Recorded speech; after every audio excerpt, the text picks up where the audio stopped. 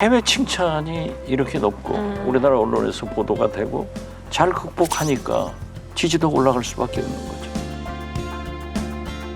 지금 이태리 같은 경우에는 대표적으로 확진자도 많고 사망자도 많은 나라 중에 하나인데요. 주페 총리의 지지율이 71% 정도까지도 나타나고 있는데요.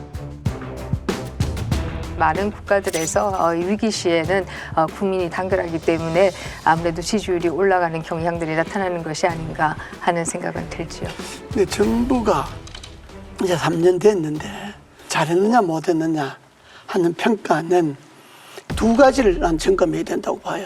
하나는 문재인 대통령이 선거 공약 또 취임사에서 한 이야기들이 얼마나 지켜졌는가 이걸 하나 점검해야 되고, 또 하나는 지난 3년 동안에 찬반 있겠지만은 소득주도 성장이라든지 주 52가 시간이라든지 지금 말씀하신 최저임금이라든지 또 탈원전이라든지 이런 부분, 그러니까 지난 3년 동안에 문재인 정권이 야심차게 한 일들이 과연 그것이 득이 되었는가, 그걸 또 한번 성찰해 봐야 될 때지, 정부가 60%가 올라갔다는 것에 대해서 자만하면 그나 하루아침에 독이 되는 거고, 빠진 부분이 뭔가 하는 것을 살피면 그게 이제 득이 되는 거고 그런 거죠.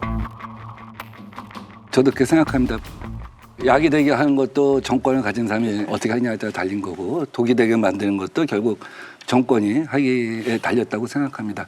지금 이 시점에서 이 정부와 민주당이 쉽게 그 독을 들지 않을 거라고 생각하는 것은 두 가지의 반면 교사가 있었던 것 같아요. 17대 국회에서 4대 개혁 입법을 동시에 했다가 사실은 국민의 지지를 잃은 경험이 한 번 있고요.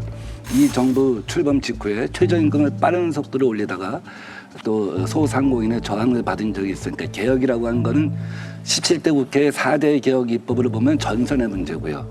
그다음에 최저임금의 문제를 보면 속도의 문제인 것 같아요. 그러니까 전선의 문제와 속도의 문제에 있어서 굉장히 큰 이 경험을 갖다가 이 정부와 민주당이 갖고 있다고 생각합니다. 지금 이 정부가 경계해야 할 것은 뭐냐면 대국민 정치에 있어서 성공을 거뒀다고 해서 지지율이 높다고 해서 대의회 정치. 어차피 야당이 아무리 수가 작다고 할지라도 결국 국민의 대표성을 가진 것은 야당인데 경시할 가능성이 있어요. 이 경시에서는 결국 다시 모든 것이 악순환으로 돌아갈 수 있기 때문에 정부가 대국민 정치, 대의회 정치에 있어서 속도 조절, 겸손, 전선의 문제 이런 거에 있어서 신중해야 한다고 생각합니다.